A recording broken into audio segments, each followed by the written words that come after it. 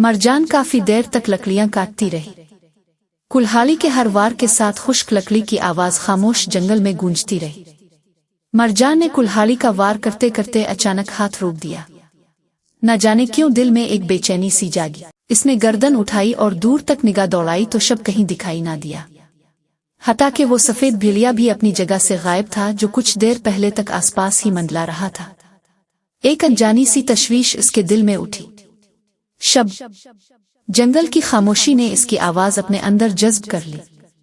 वो बेइख्तियार चंद कदम आगे बढ़ी और इस बार कदरे बुलंद आवाज में पुकारा, शब, तुम कहाँ हो? कुछ फासले पर दरख्तों की ओट से इसकी आवाज सुनाई दी। मैं यही हूं, दरख्तों के पास। मरजान ने कदरे इत्मीनान का सांस लिया, मगर उसके लहजे में अभी भी तशवीश बाकी थी। तुम वहां क्या कर रहे हो इतनी देर से? कुछ खास नहीं, मरजान ने नागवारी से कहा। फिर इतनी देर क्यों लगा रहे हो?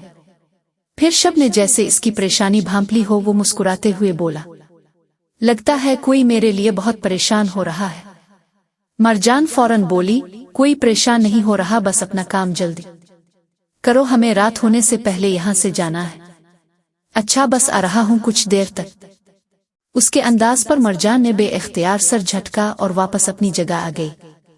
जो लकड़ियां काटनी थीं वो एक एक करके काटती चली गई। लकड़ियों काटने का काम आखिरकार मुकम्मल हुआ। अब उन्हें मोटर तक ले जाकर बांधना बाकी था और ये मरहला भी खासी मेहनत तलब था। मुसलसल काम करते करते मरजान के हाथ शल होने लगे थे और थकन उसके चेहरे से साफ झलक रही थी। वो एक लम्हे को रुक गई, थकन भरी सांस सीने में उतारी और फिर आहिस्ता से एक मोटे तने से टेक लगाकर बैठ गई। आंखें बंद करके चंद लम्हे सुकून लेने की कोशिश की, मगर जब दोबारा आंखें खोलीं तो शब अब भी वापस नहीं आया था।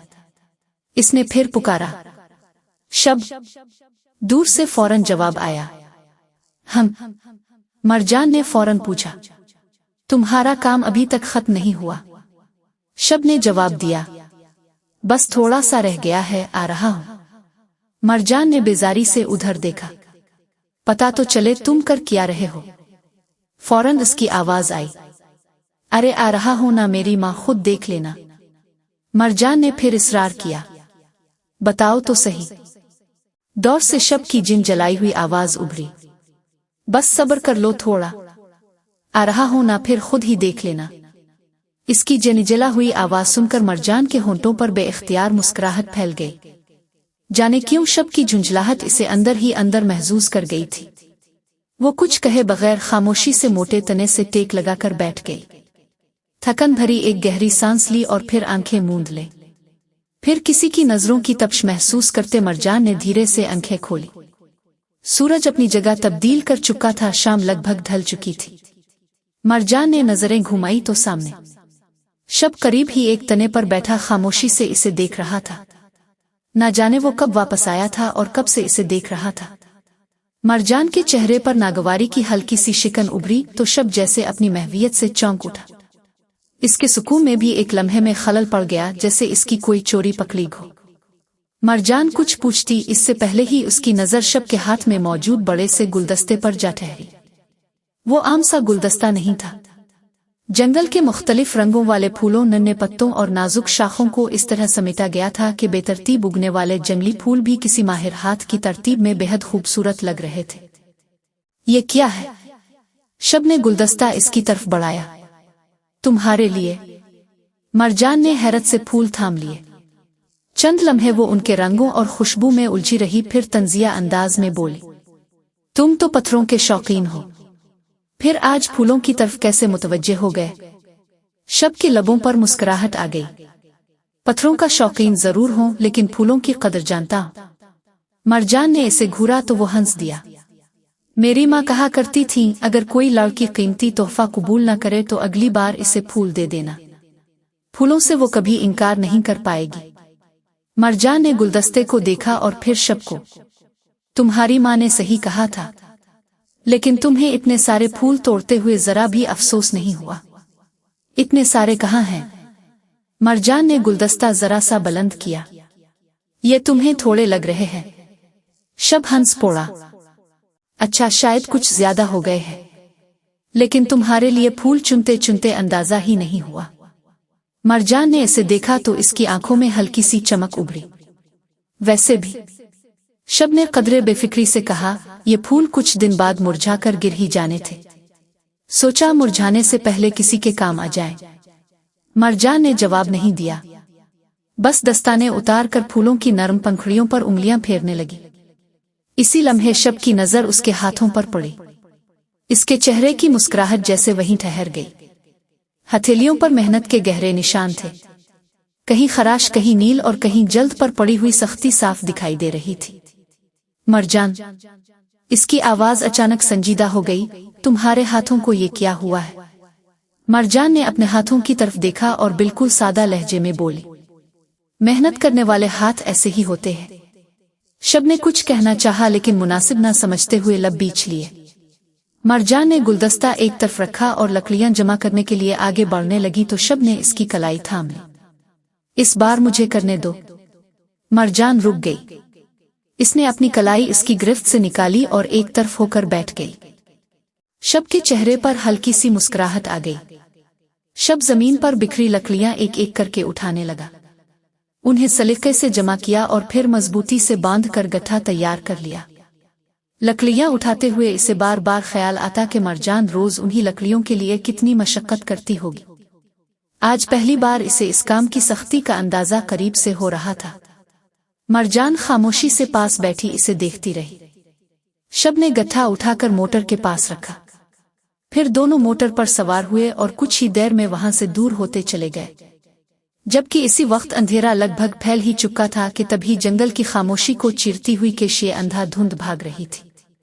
खुले हुए बाल इसके चेहरे पर बिखरे थे, सांस बेतरतीब हो चुकी थी और कदम जैसे इसके इख्तियार में ना रहे थे। नोकीले पत्थरों से उलझते नंगे पांव और झाड़ियों में अटकुत्ते दामन की परवाह किए बगैर वो बस भागे जा रही थी। इसे मालूम नहीं था कि वो कहाँ जा रही है। इसे सिर्फ इतना मालूम था कि इसे उस शख्स से दूर होना है जिसके सामने चंद लम्हे पहले तक वो अपनी सारी जिंदगी हारने को तैयार थी। आंखों में ठहरी नमी ने रास्ता धुंधला दिया था। कभी वो किसी दरख्त से टकराते टकराते बचती, कभी कांटों में उलझती, मगर रुकने का ख्याल भी इसे खौफजदा कर देता। सीने में धड़कता दल जैसे पसलियों से बाहर निकल आने को बेताब था। मगर उसके लिए सबसे ज्यादा अजियतनाक बात यह थी कि वो जिस शख्स से भाग रही थी वही कभी उसकी दुनिया का सबसे रोशन नाम था। हम, वो नाम जिसे इसने बरसों अपने दिल में दुआओं की तरह संभाल कर रखा था। और आज इसी नाम की दहशत इसे जंगल के अंधेरों में बेसम्त दौड़ा रही थी। अचानक इसके कदमों तले की जमीन ढीली पड़ी। वो संभलने की कोशिश भी न कर पाई कि भुरभुरी मिट्टी सरक गई और उसका वजूद ढलवान से फिसलता हुआ नीचे जा गिरा। अगले ही लम्हे एक छपिक्के के साथ वो तालाब के ठंडे पानी में जा गिरी। यख पानी ने इसके हवास सल्ब कर दिए। वो घबरा कर सतह तक आने की कोशिश करने लगी, मगर भीगा हुआ लिबास और थकन से निढाल जिस्म उसका साथ नहीं दे रहे थे। पानी की सतह पर चंद लम्हों तक बेतरतीब लहरें बुनती रही, फिर सब कुछ खामोश हो गया। कुछ देर पहले तक ये जंगल उसके लिए इतना खौफनाक नहीं था। रात अभी पूरी तरह गहरी नहीं हुई थी। घने दरख्तों की शाखों से छन छन कर उतरती नीलगो चांदनी जमीन पर बिखरी खुदरो झाड़ियों और सफेद जंगली फूलों को एक अजीब सी पुरअसरार रोशनी अता कर रही थी। केशिए अपनी साथी खादमाओं से कुछ फासले पर एक टोकरी हाथ में लिए झाड़ियों के दरमियान झुकी हुई थी। वो एक एक करके छोटे जर्द फल नुमा बीज और जंगली जड़ी बूटियां चुनकर टोकरी में रख रही थी।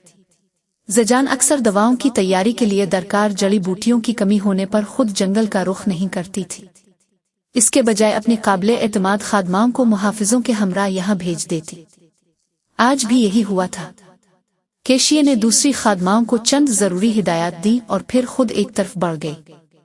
इसे अंदाजा भी नहीं था कि दरख्तों की गहरी छांव में कोई उसकी हर हरकत पर नजर रखे हुए है। वो काफी फासले पर एक मजबूत तने की आड़ में खड़ा था।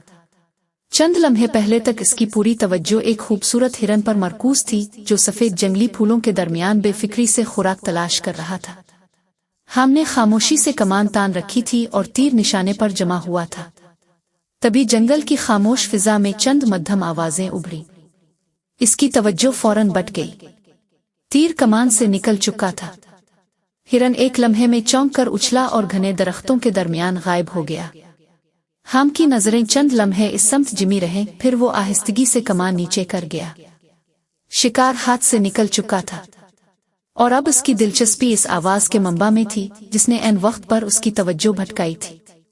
दरख्तों की आड़ लेता वो आगे बढ़ा। चंद ही लम्हों बाद उसकी निगाह केशिए पर जा ठहरी। वो अपनी टोकरी में जड़ी बोटियां जमा करने में मसरूफ थी।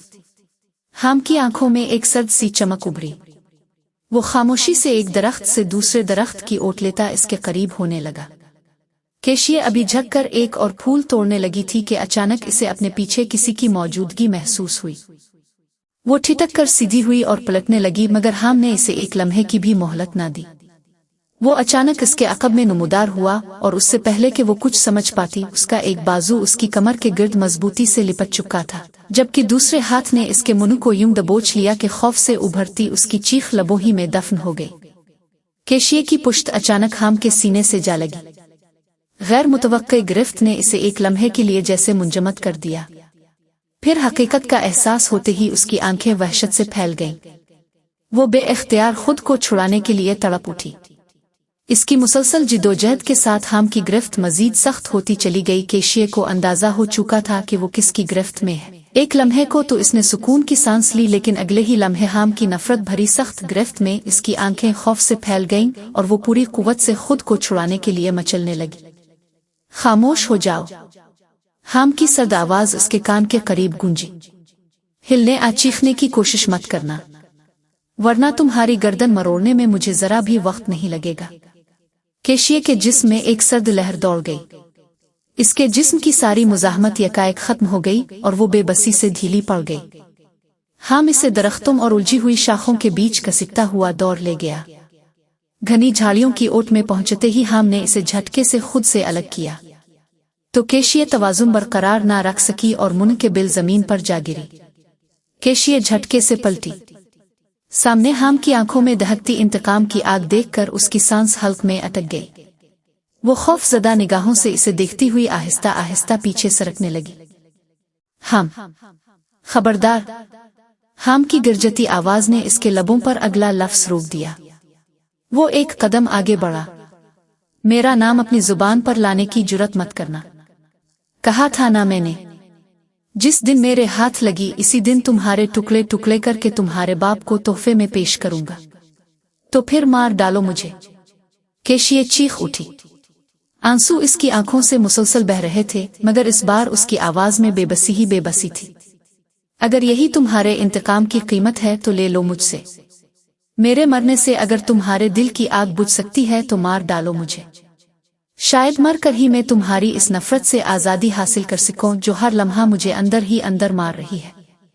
केशिए के खामोश होते ही हाम ठहरे हुए मगर जहर आलूद लहजे में बोला, तुमने ये कैसे सोच लिया केशिए कि मैं तुम्हें इतनी आसान मौत दे दूंगा? तुम्हारे बाप ने ना जाने आज भी कितने मासूम लोगों का जीना हराम कर रखा है और तुम चाहती हो कि मैं तुम्हें आसानी से इज्जत की मौत दे दूं? कभी नहीं।